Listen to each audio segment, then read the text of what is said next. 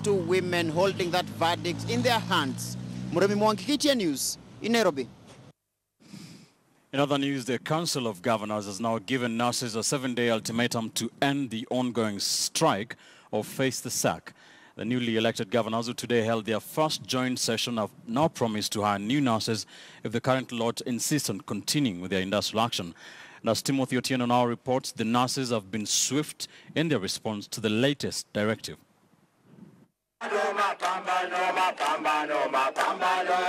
Day 88 of the 3-month-long nurses' strike, and it appears neither of the two sides involved in the industrial dispute is willing to cede ground.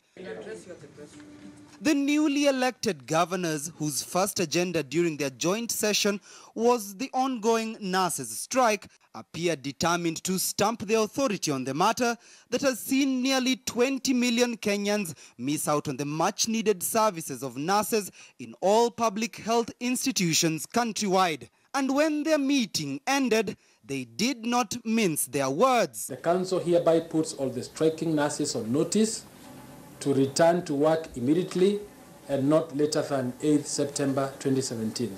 And if the nurses fail to do so, then all nurses who will not have returned to work by the above stipulated date will stand sacked. But the nurses will hear none of that. Remaining defiant, they insist that nothing other than a signed collective bargaining agreement will get them off the streets and back to the hospital wards. The strike is now reloaded. It is beginning afresh. It is re-energized, and we are going to enhance demonstrations in this city from next week. The announcement by the Council of Governors comes just a day after an end to a 3-day consultative meeting between the county bosses and union officials that resulted in the nurses reneging on their demands to have the call allowance and responsibility allowance attached to their pay slips.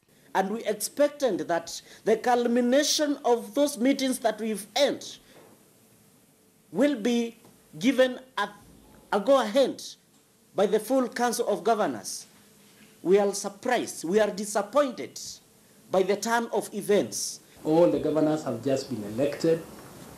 They need time to settle. They need time for the government to settle.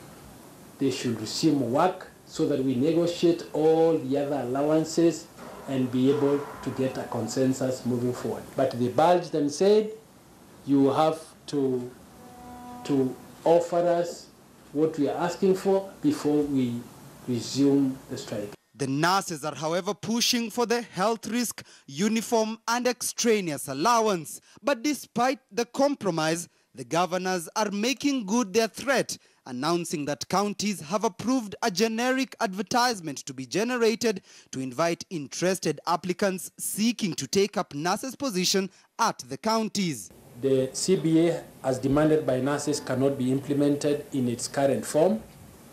As a matter of fact, the nurses' strike is illegal.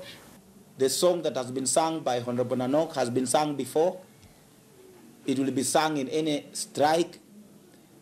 But what is so surprising is that they are not willing to address the issues. The latest debacle between the two sides now means that Kenyans will have to wait a little longer to have their health needs catered to by nurses countrywide. It is certainly not the first time the county governments are issuing such an ultimatum to striking medics.